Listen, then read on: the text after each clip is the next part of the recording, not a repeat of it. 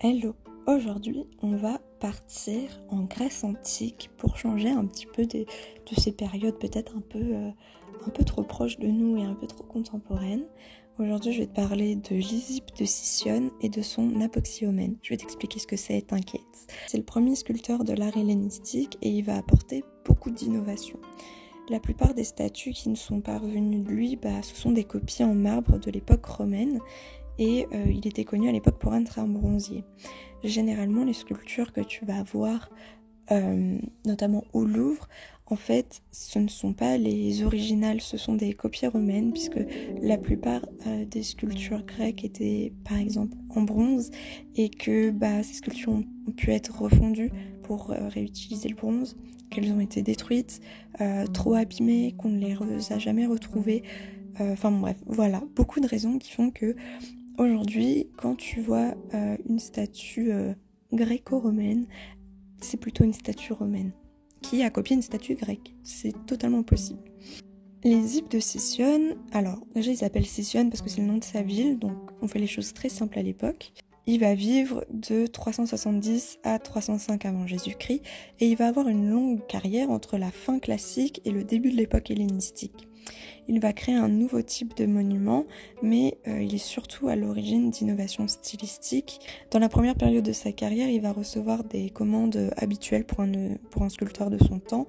Il commence à réaliser des statues athlétiques dans les grands sanctuaires de la Grèce, des statues divines, héroïques. Mais le grand tournant, ça va être après 336 avant Jésus-Christ, où il va devenir le sculpteur officiel d'Alexandre le Grand et de sa cour. Dès les débuts de sa carrière, il va s'imposer comme un novateur puisqu'il va développer son propre canon. C'est un système rigoureux de proportion. Il va créer un système rigoureux de proportion pour ses statues. Il voulait pas seulement qu'elles soient grandes, mais qu'elles apparaissent aussi grandes aux yeux de toute personne qui la regarde. Il va modifier les proportions du corps idéal pour créer cet effet.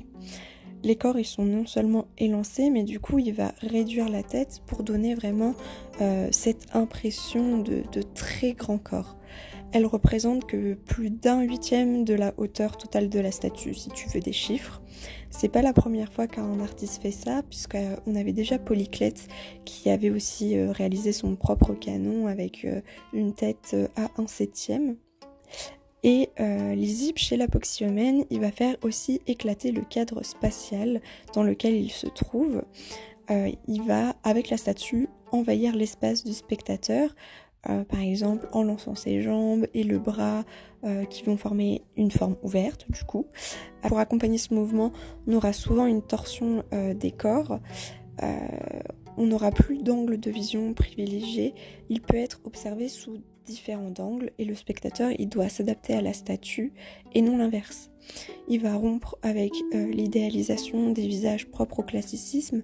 Il va amplifier certaines tendances à l'expression des émotions et du pathétique et il va insuffler un pathos à ces statues et ça va être considéré comme l'origine de ce qu'on va appeler le baroque hellénistique et il va avoir une affection particulière pour les allégories, le symbolisme et les personnifications. Ici avec l'Apoxyomène, tu vois déjà ce bras qui rentre vraiment dans ton espace quand tu le regardes.